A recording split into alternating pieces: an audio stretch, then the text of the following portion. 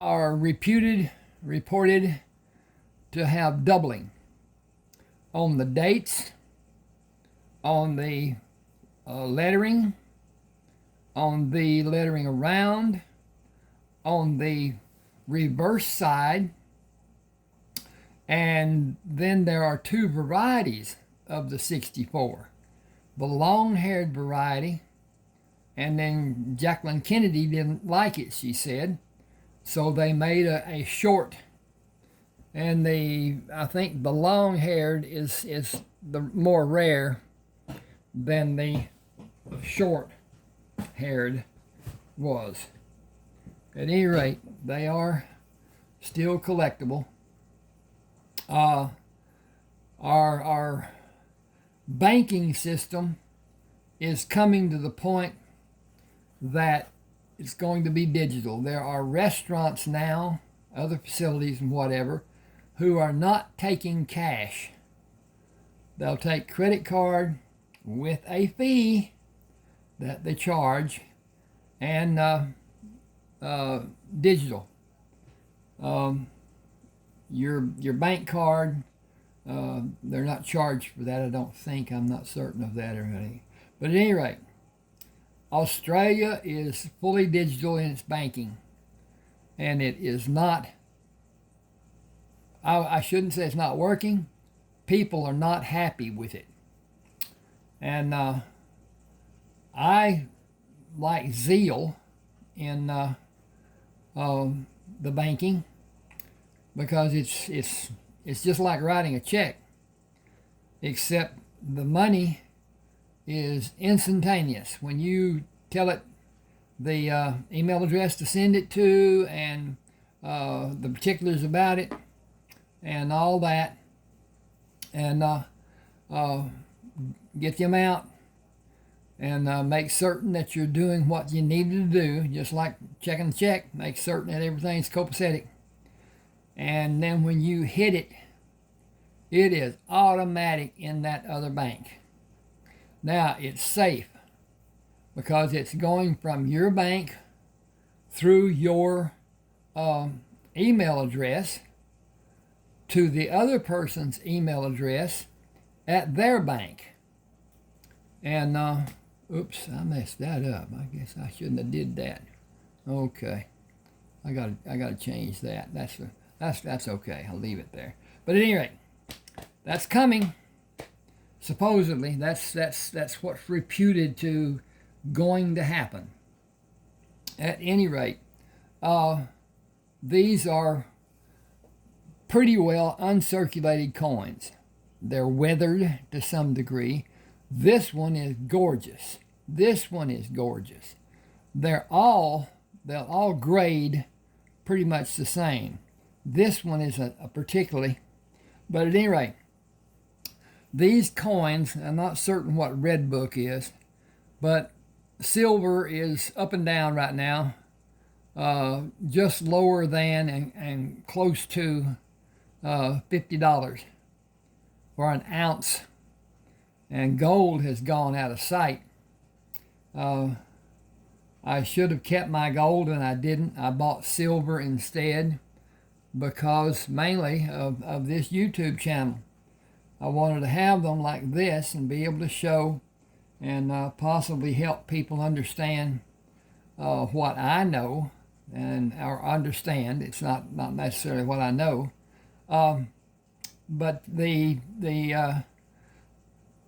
things that we find with this 64. It has doubling, which means it was struck twice. It has tripling, which means it was struck 3 times. It has quadruple and that means it was actually struck 4 times. And those that were struck 4 times, the letters, the numbers are huge. They're very easily to see that they're different from those that are only struck once, or were struck in the same place once, twice, 3 times, whatever, because that happens sometimes. And if you want to really get a eyeful, go to YouTube and go to minting half dollars, quarters, nickels, dimes, pennies. And it's not boom, there's your half. It's boom, boom, boom, boom, boom, boom, boom, boom, boom, boom, and they're just coming off there, coming off there, coming off there, coming off there. Then they go into a vat. And many times one will come down and strike one, and it puts a mark on it. That's not anything that's really bad. Now then, if the die cracks and you can see a crack line, then that's an anomaly. That's a difference. And that's a coin that's worth more money than it would be if it was not there. The doubling, tripling, quadrupling on the letters and whatever increases the value. And if you find one that has been struck 5 times, it would really be an anomaly, because I don't think they've reported any that were done that much. But a lot of these 64s, the 64s in particular, there's all kinds of coins that have doubling. And the 2009 cents that I'm going to talk about in a while, they have doubling to a degree. Not all, some. But anyway, with what you're doing in your coin collecting, and you know what you like, don't like, as far as okay, another thing, my banks, and I've got 3 that I use, all have a machine that will kick out a silver coin. And the Federal Reserve in Dallas also has those machines. And they're kicked out, and some of them don't get in the bin. They go on the floor and whatever. They sweep them up before they leave. And those coins are kept to be sold, to be melted. And every time that happens, the population of coins, whatever it is that they've melted, goes down, which raises the desirability of the coin to a degree. Now that's just, you can't predict what the market's going to be and whatever.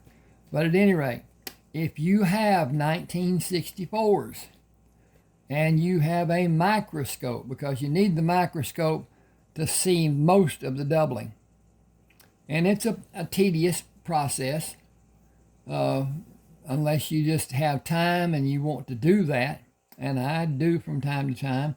I'm retired.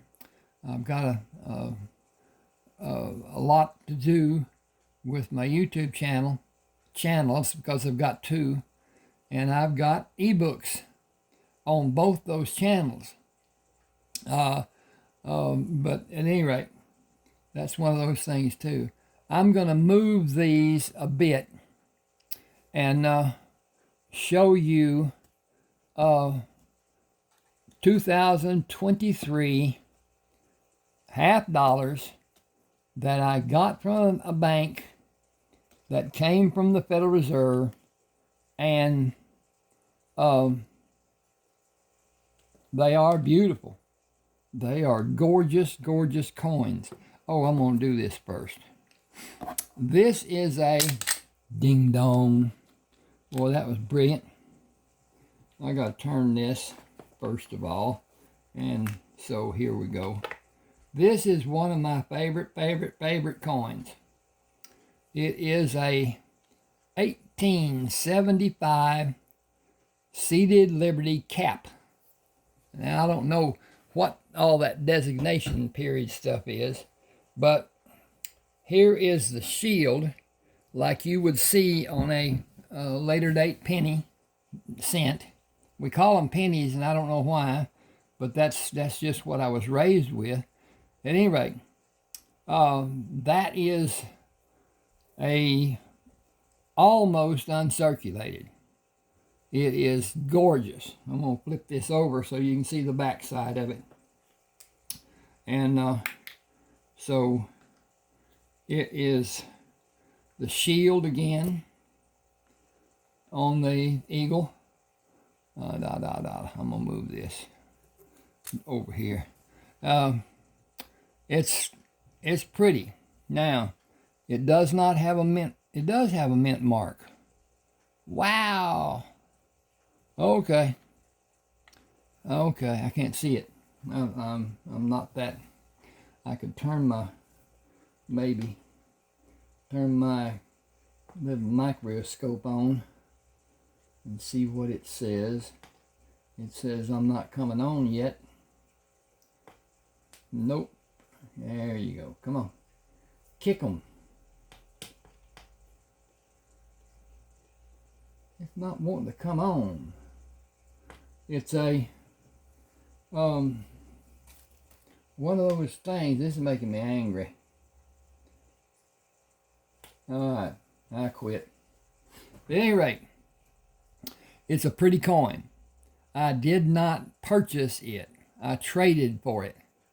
Traded coins, and some of them were 1964 Kennedy halves that I wish I had back right now. But I just learned about this, the anomalies in the 64s.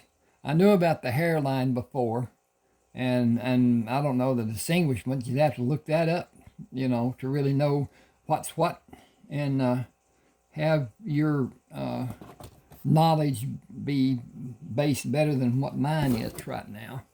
At any rate, this is going to be another. Okay. Right here, this is a proof. 7676. So that's a I can't tell if it's a clad or not.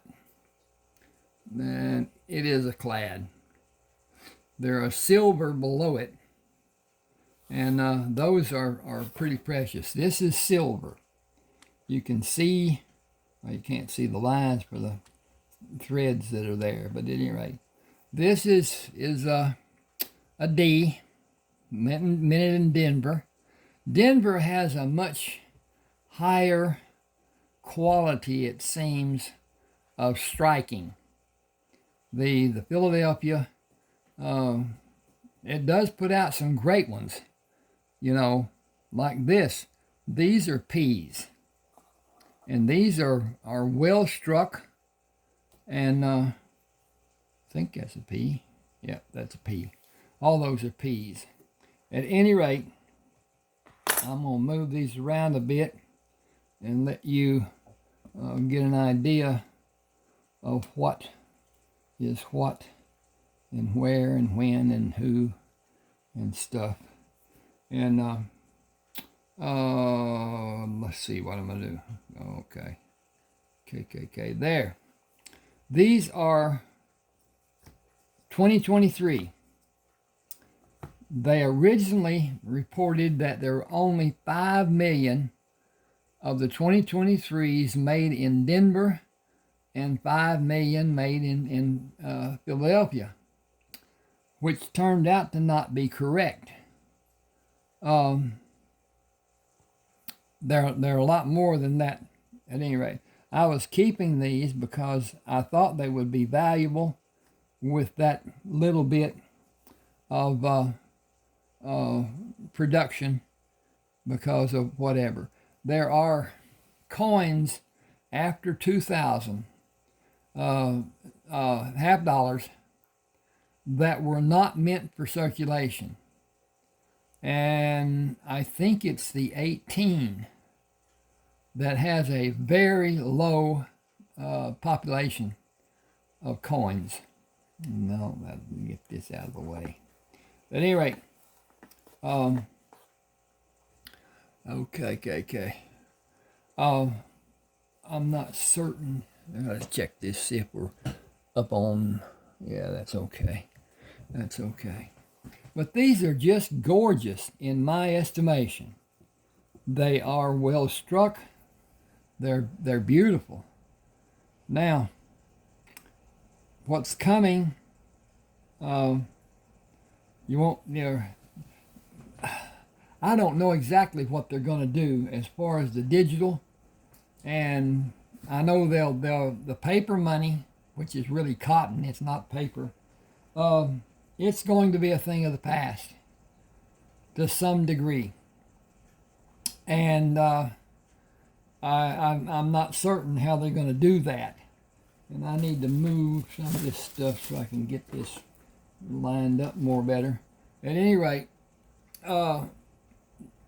according to what's been done, the scent will no longer be produced. The 2025s, I think, are coming out, and they will be the last of the scents. I'm not certain.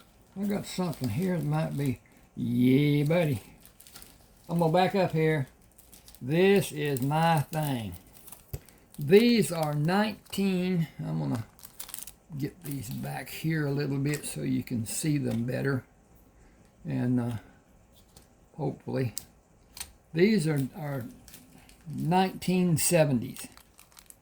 They were not put into circulation. No 1970s were put into circulation.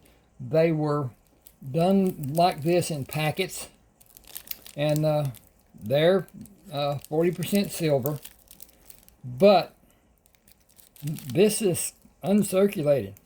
This is drop dead gorgeous. I wonder if I could stand that up and use it to get this up. There you go. 1970, uncirculated. There's 5 coins here. But anyway, you can see the Bureau of the Mint. It's where it's packaged. And they are low in population. They're extremely collectible. That's just one of those things. So anyway, I thought I'd show them. And I enjoy looking at my coins. I enjoy looking through things. And I've got what are these? Oh, that's just dollars. Okay. I'm going to move these around a little bit and bring out these 2009 cents and talk about them a little bit, because they are really, to me, desirable. I took these out. I've got a raft of these. I've got a bunch. I took them out. I looked through them under the microscope, and I'll turn this a little bit so you can see stuff. There you go. That cent that you see there is the second coin in a set of 4 that was done in Philadelphia. There's another set of 4 that was done in Denver. The Philadelphia have doubling. And if you see right here where he's holding that book, there's a second image in some that is doubling of his thumb. There is doubling in the lettering of some. There's just a lot in those. And there's 4. I don't know if I got this. Yes, there you go. This is a, I don't know where I put it. Can't get it there. Put it there. Okay, that is, you can see he's in front of the building. That is, I can't see it, but anyway, there's 4. There's the log cabin, which is here. Hopefully you can see this. I can't see if I can see that there. At any rate, that's the first one. Okay, Lincoln was born in 1809. This is the 200th year commemoration of his birth date. And they did quite a few. I don't think they did a lot. But at any rate, that's it. He was born in a log cabin. And the family moved to Indiana from Kentucky and lived there for a while, a period, and moved to Illinois. And he is self-educated. And I don't think he ever attended higher education. But anyway, he passed the bar, became an attorney, had a not austere or not extremely popular, but it was mediocre. He had enough money to live on and be what would be called prosperous. And then he failed in so many businesses through his lifetime. And he ran for president, and he got to be president. He did not win the popular vote. And what he got done, he wanted the South to be mechanized like the North. He wanted to be an industrial to build up the country and make it more business-like than the agricultural that was going on in the South, because the South was basically agricultural. Either they had crops over from South Carolina, Georgia, Alabama, Mississippi,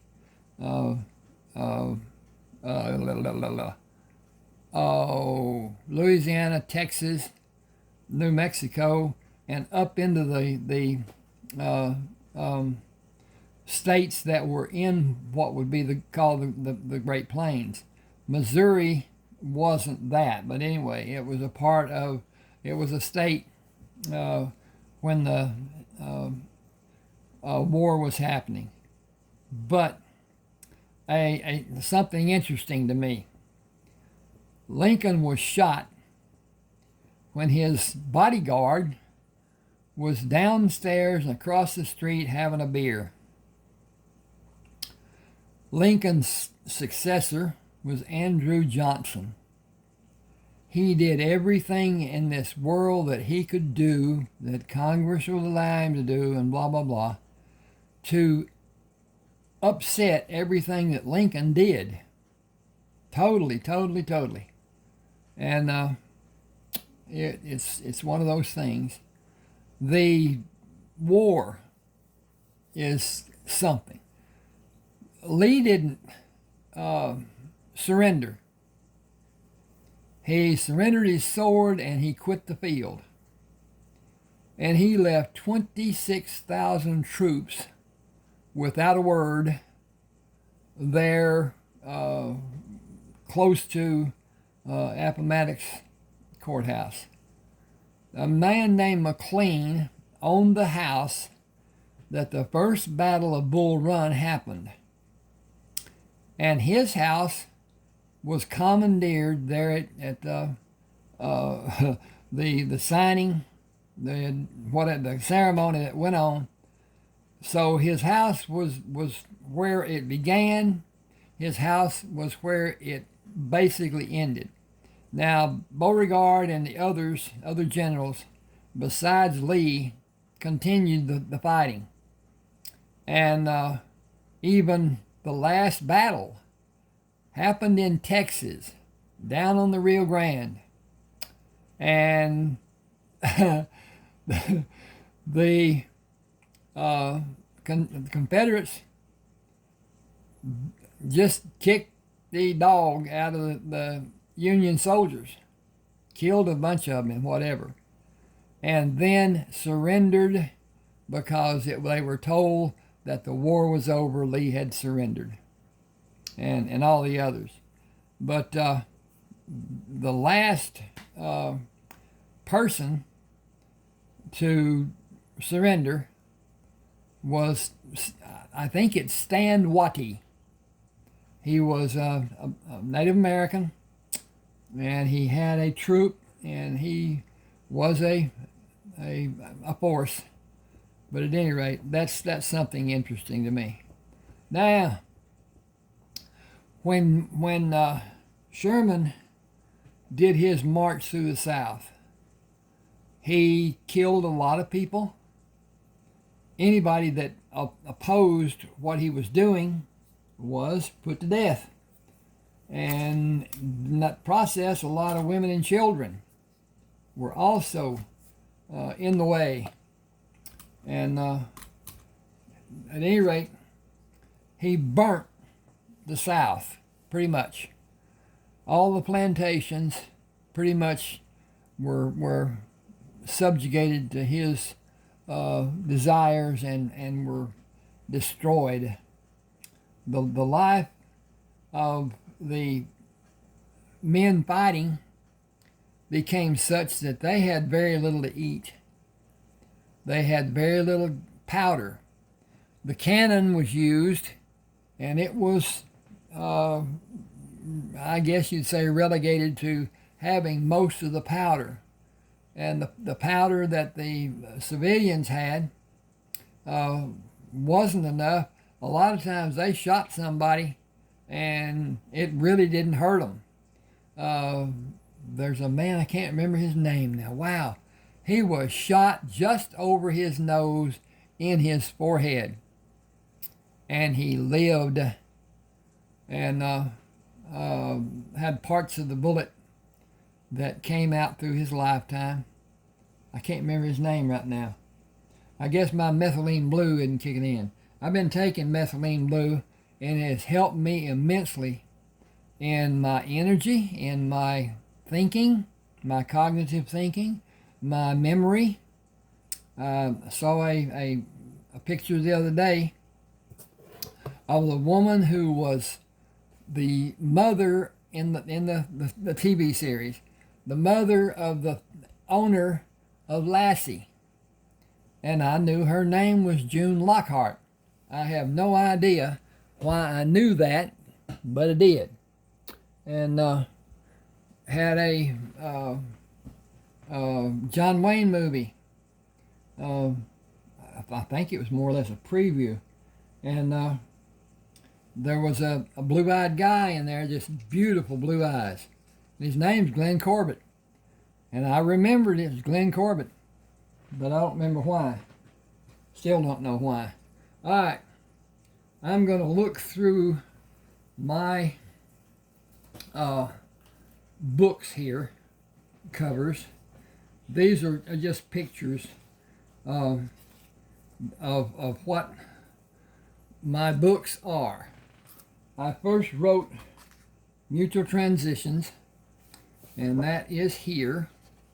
Let me get this lined up because I don't know how it's going to look. And this, oh, I got to change this big time. Well, we go to one. Okay, there's 50-50. I'm going to go here, and that's pretty much where it's going to be. Okay.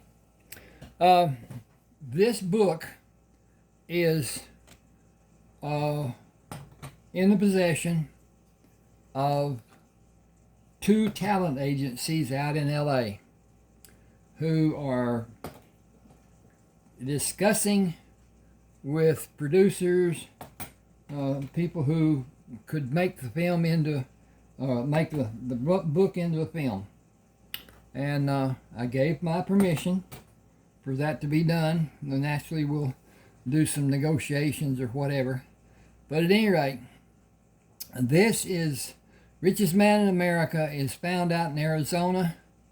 He had been abused and starved, and they anyway, it's a good read. A man finds him. His name is Morticius Alejandro Shields, and he went with Buzzard to help, whatever, uncommon as it could be, and so people would remember he did that, whatever. Then I was trying to get it published.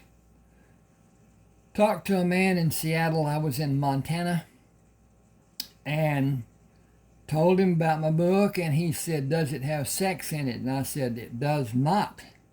No. He said, "The first time author in America today does not get published without sex." So I thought in my mind, well, that'll be just dandy fine. Here we are. This is called Lovers, Lies, and Lilies. It's about a woman in an abusive situation. Her husband is a drunk, and she goes to a doctor who gives her medication and told her not to drink alcohol with that application. And she put it into an aspirin bottle, knowing that if he found it, he would just throw it in the commode. He was that hateful to her. And she gave him one pill and the doctor told her it will help you sleep. And he got up in the middle of the night, got that aspirin bottle open, and he took a bunch. And the next morning, he's not breathing. And so she's free of his problems. Then this goes into a second part. She meets a man named John Barlow. And I wrote about John Barlow, but anyway, he had died, and she met a friend and whatever, and they get entangled, and it goes on. And then this is Emily's story, which is actually a third part of the book to a degree, but it is the main characters that were in Lovers, Lies, and Lilies 1 and 2 are still in this book, but it's basically focusing on Emily and her life. Okay. Now, they are not in order, but anyway, this is Hurricane Bay. He's been Trent, whatever, the main character. He's been playing poker with his friends in town, and he is driving out to his house on Hurricane Bay, which is outside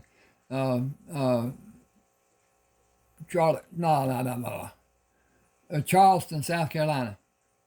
And at any rate, Hurricane Bay is a city, and whatever. This is fiction. All my books are fiction. So at any rate, he meets a woman on the road who's had car trouble, and she has not had anything to eat, water or whatever, in several hours. And he doesn't have water per se, but he does have beer, and has an open bottle of 7-Up, which she drinks, and then she gets several beers, and she is soused. So she won't tell him where she lives. She doesn't want him to know about her, because he doesn't. He should. But anyway, when they are at his house the next day, his friend, a judge, calls him to tell him that his brother Benny has been killed, and asks him to take over the to come to Benny's house and get there, and it's a mess and whatever. And he asks him to take over the investigation, and he does. And it goes on with his actually finding out what happened to Benny.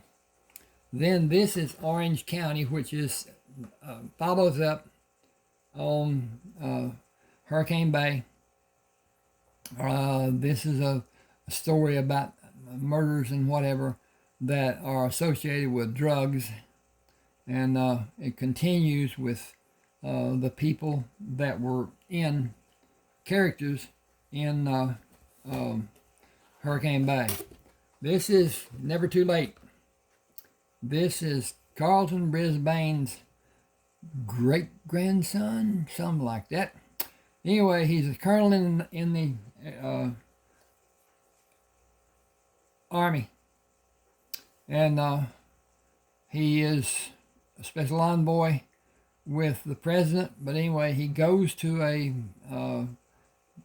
country where a plane had crashed in the water. And there's 3 servicemen that are alive. So he goes to get them, to rescue them. And it goes on after that. This is Joshua, done in the 80s. He was captured by pirates and got onto a, very disorganized, dirty ship. And the person who had been doing the navigating was swept overboard, which is practically impossible for a seasoned sailor. So probably somebody helped him get overboard. So at any rate, Joshua navigates the ship into a fray of the Spain and French, I believe. Could have been English. Anyway, they're fighting, and all of the people on the deck of that ship, other than Joshua, were killed. They were not fighters with a military, whatever.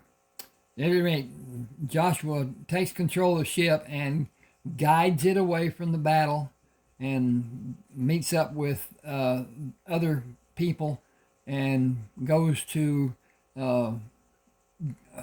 give the ships, some of the ships that he has garnered, to the person that owns it.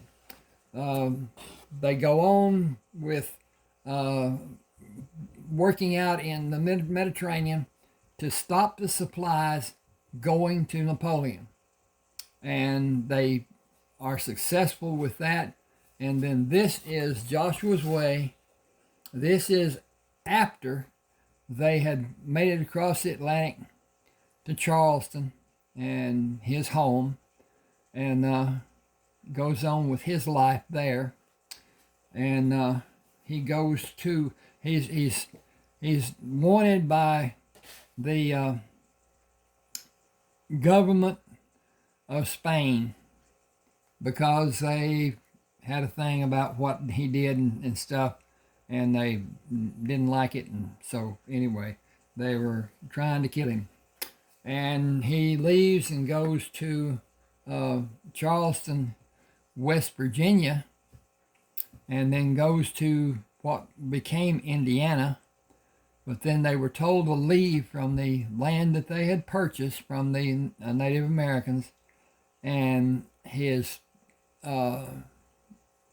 father had been an envoy and was granted land by the Spanish government as a favor and whatever. I'm going to move this a bit, see if I can get it up a little so that it's not, that may be too high.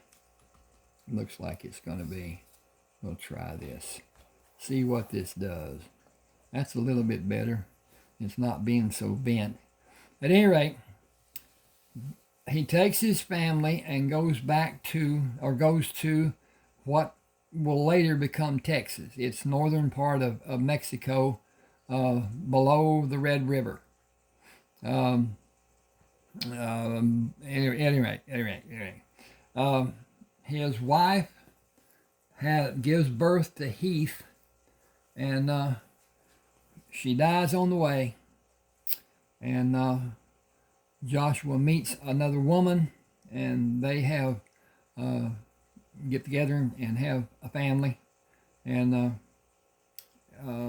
it goes on. Juella is a love interest of Heath, and Juella Crossing was done because her brothers were shooting in the air at Heath every time he came across to visit.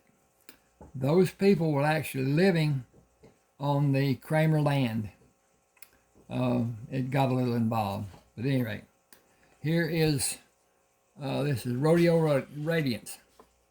This character had horses bred from a extremely good quarter horse, and he wanted to promote them, and the best way he could do that was in the rodeo. So he attempted to rodeo, and he's quite wealthy. They found oil on his land just outside of Dallas, west and south of Dallas. Fort Worth, not Dallas. Dallas is over there. Fort Worth is over here. At any rate, then that goes on. Oops, I got some problems here. Wait a minute. I got to dig. Y'all, I'm sorry. I've got, okay, Kinsman Tribe. That's not. And here's both of what I want. Okay. South of the river, way down the list. I almost got it in line there. Okay. This is Rodeo Reunion. Main character's mentor was friends with some people that they meet at the first rodeo that they go to, and he and another the son of the other friend team up and rodeo together and work out a system for doing what they call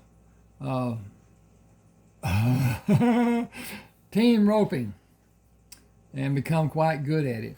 And this is Rodeo Reimage, which is a follow-up.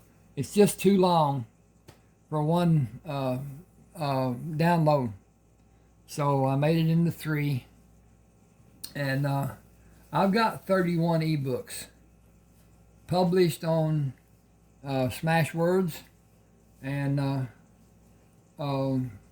Amazon. Amazon doesn't treat us very well anymore, but that's another story. And whatever.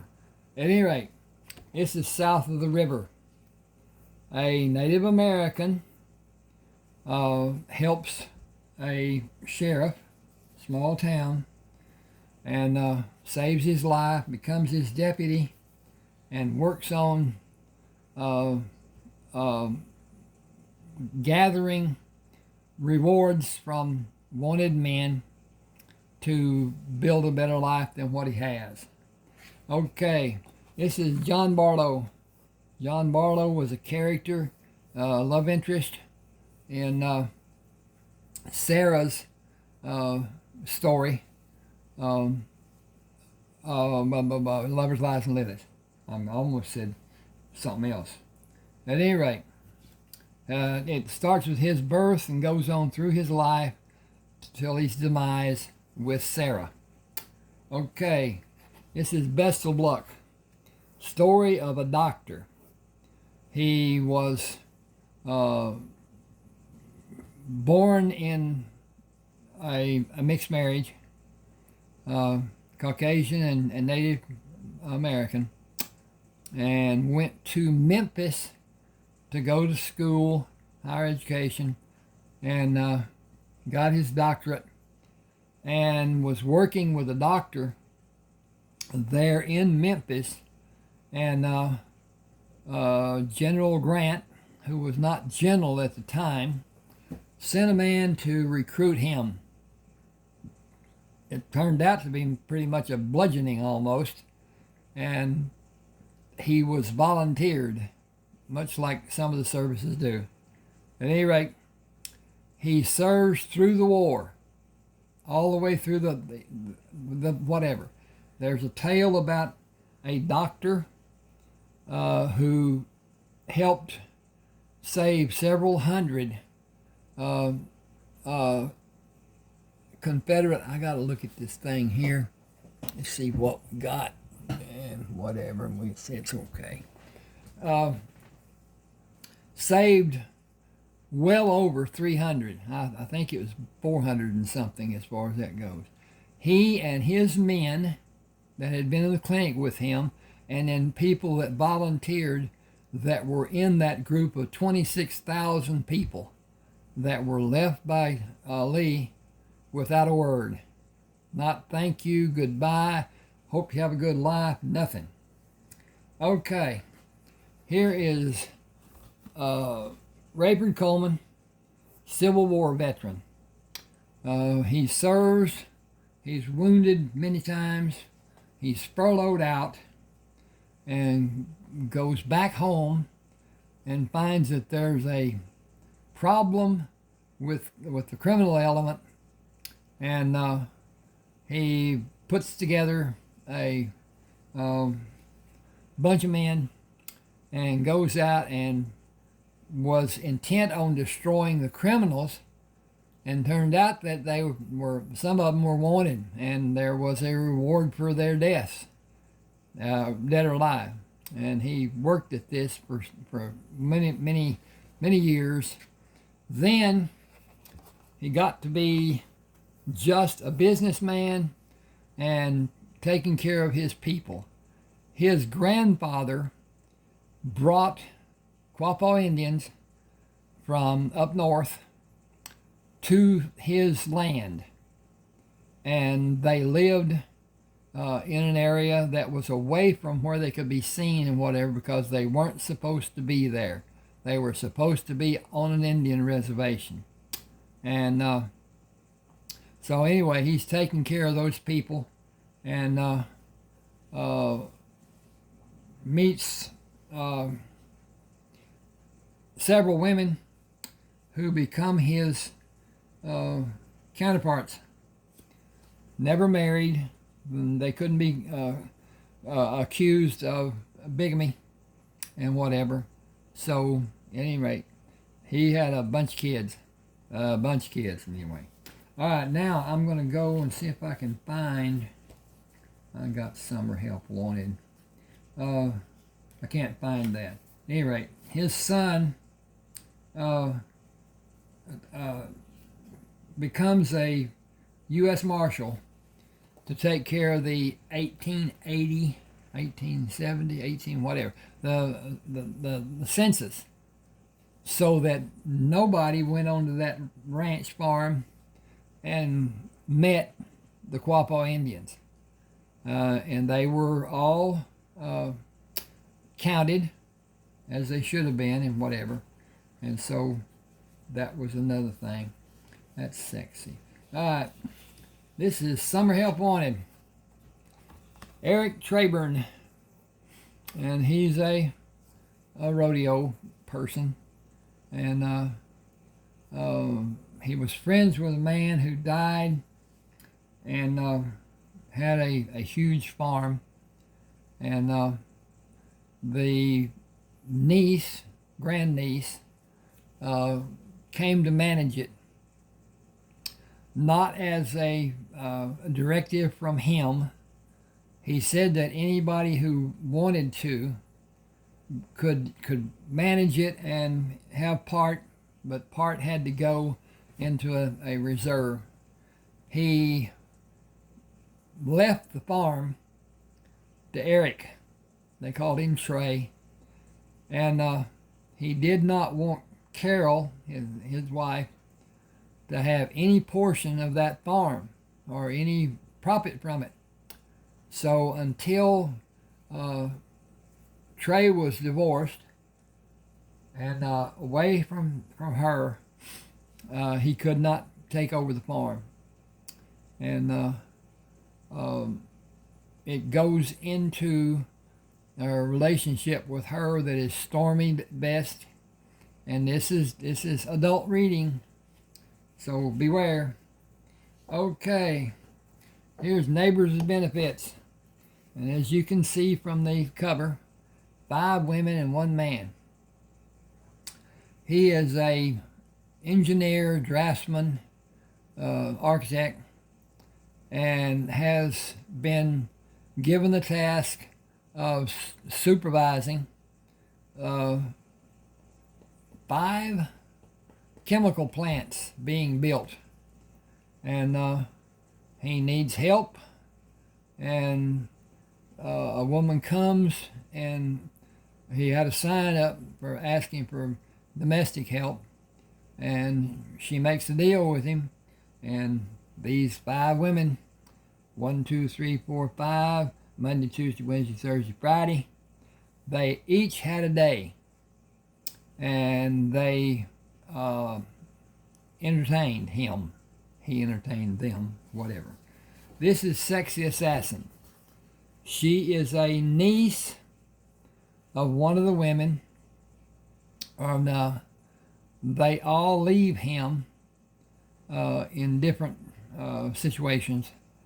And she asks him to help her in her work. She is an enforcer with the mob, and mostly her method is a syringe needle in an orifice down between a man's legs with snake venom. And that was her method. It didn't show any scars or wounds or anything.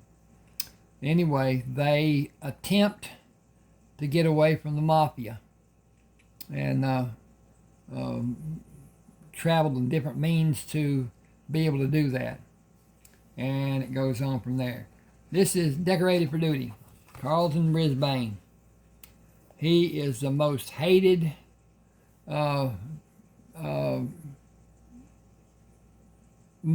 soldier with the Union Army.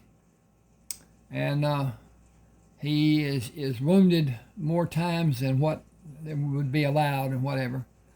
And he is furloughed out.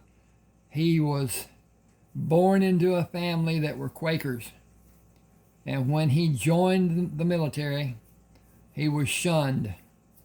So he can't go back and be in the fold with that community anymore. So he leaves and goes. He decided he'd go as far as he could possibly go, and goes to Oregon and sets up a farm and whatever. It was Umatilla Landing until they took the landing off and made it Umatilla, which is a very good climate. It's not cold very, it's not hot very. And it goes on with his life, what he does. I got this backwards. All right, first of all, let's go to Kinsman Tribe. This is Cullen Allen and Kiowa Bennett. Cullen meets a woman who is on the northern farm up by the Red River, who is an Indian, and he is smitten. And he goes with her to tell her family that she will be with him.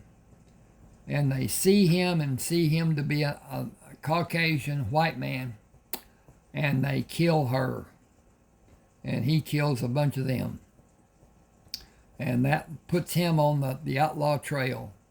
He meets Kiowa Bennett, who is with some others who are also hiding out from being slaughtered. But anyway, it goes on. That's part 1. Then I got to get through here. This is Kinsman Tribe 2. It is a continuation of that story, It's just too long, too many pages, too many whatever. And but at any rate, this is Buzzard Shields, South. He is born to a man and woman who had a daughter older than him. And he actually has a cousin. No, I'm sorry. He is her. So he'd be nephew to Buzzard, but he is older than Buzzard. Buzzard works at a shop that his dad had worked at, building fixtures for grocery stores and stuff. And he is made a lead man to set up the new stores. And then Martha Blassingame dies, and when she died, that job went to the South. So at any rate, he gets his recommendations and whatever, and goes to build a house that will house different girls, co-eds, at Texas Tech pasture. Texas Tech Texas Tech pasture is where they hunted rabbits to eat and whatever. So anyway, Texas Tech University, and then he enlists in the Corps of Engineers in the Army to build barracks at a military establishment. Then a year after, he is assigned duty to survey the four-state area: Colorado, New Mexico, Arizona, and Utah. But basically, it's to survey the Indian reservations, geographical and topographical, and works at that for a time. And excuse me, wrong hole. He gets into a house that sits on the line of the two, excuse me, the two Indian reservations. It's not either on one or the other. It's divided right down the middle, more or less. And he finds gold. And the chief of one tribe tells him to just put it away. Don't even say anything about it. There's not enough gold there. When you look at it, whatever gold is on either of those reservations has to be divided. And that takes it up into thousands of people. So if he had $1,000, they wouldn't even get $1 apiece. So at any rate, he follows that admonition and sends some gold, $30,000 or so, to his nephew Lee to buy a bigger, better single-engine, single-wing aircraft, because he has a mail route. And so when Buzzard goes to Alaska, Lee has found gold, places that were gold, and they start gold mining. And they are prolific in their advancements and their mechanics and their processes in mining gold. And it turns out to be lucrative out of this means. They become two of the richest men in America. And so that's north. This is after they have done their first time. Buzzard feels compelled to go back and help the Indians. He goes back to set up collective stations and whatever for water coming out of the mountains, to have water for the Indian reservations to grow crops. and it works out good. The Mormons did the same thing up in Utah, and those facilities that they built are in operation today. So, at any rate, then once he's done there, he goes back to Alaska and they mine again. He builds a house. He's got a truck.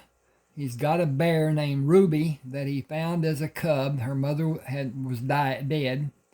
And he takes care of her through the book.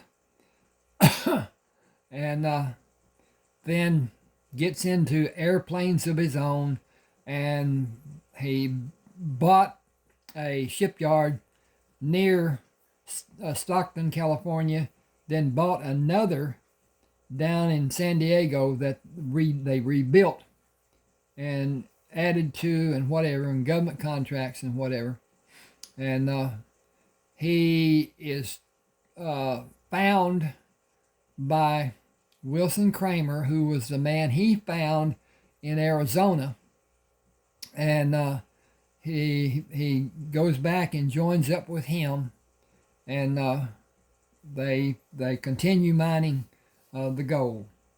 Okay, this is Sherman, who is Joshua Kramer's oldest son. They have ships that Joshua has had built, and they have a line, and Sherman takes charge of a ship. He and Heath go with the purser of the ship owner and traverse the world to a degree. They go around the southern tip of South America and up the line into Central America, and then go across to Hawaii, and then back. In their journey, they are pirated and set in lifeboats because the pirates did not want the American Navy after them for killing prominent American citizens. So they did set them free, and Sherman and Heath had placed most of their valuables of what they had in a boat, and they had a box that would float and whatever, had other parts and whatever. But at any rate, they go back. They're found by a ship, and they go to San Francisco and then cross the bay into a fictitious town and set up and get into drayage, carting stuff from there up to Sacramento, and from Sacramento down. Things came across the mountains and to Sacramento, and then went down and went across to San Francisco and whatever, Oakland and whatever. At any rate, that's Sherman. Then this is Heath. He goes back with Sherman from California, and Sherman goes to check on the businesses that they have on the East Coast. And Heath takes the family members on a ship that they own and takes them around through the Strait of Magellan, and takes them around to the Bay Area, and goes on from there. Continues. This is actually Clay Byers' Bounty Hunter, and it's not really the cover, but it works, so there it is. Anyway, he was a what do you call it? The orderly or whatever to the doctor, and his brother was there too. But anyway, he is furloughed out, goes to Missouri, and then goes into Indian Territory, what becomes Oklahoma, and Joshua learns about him through a ferry system that they have coming from the Indian Nation over to Texas. A point of interest: the eastern portion of Oklahoma is mostly owned by the Native Americans, and they did them dirty, but they got them good too. At any rate, he hooks up and gets into the outlaw trail toward where Rusk was, and where Joshua was, and through the bounty hunting, the rewards, and the stuff that he found, the loot and whatever, he has quite a life. Okay, that's the last of that. Now I've got another book that is also Rafe Coleman, where he becomes a marshal, federal marshal. He doesn't really facilitate the operation of that office as much as another man does, but he still is the marshal. And nobody questions the fact that he's only, I think he's 15 at the time. At any rate, goes on with his life. His Rafe and Carlton brothers, born to different mothers, but the same father, and his life, their lives. It's interesting. At any rate, I'm going to get off here. I want to talk about, if you will, subscribe, and let me know what you want to see. I've got other coins other than what I've shown you here, and I may do some of them. There are some really good. That doesn't have threads. This does have threads. Okay, this doesn't have threads. Okay. At any rate, thanks for being with me. Please subscribe, hit the like button, and let me know what you think about things. And I appreciate you being with me. Thanks a lot. And this is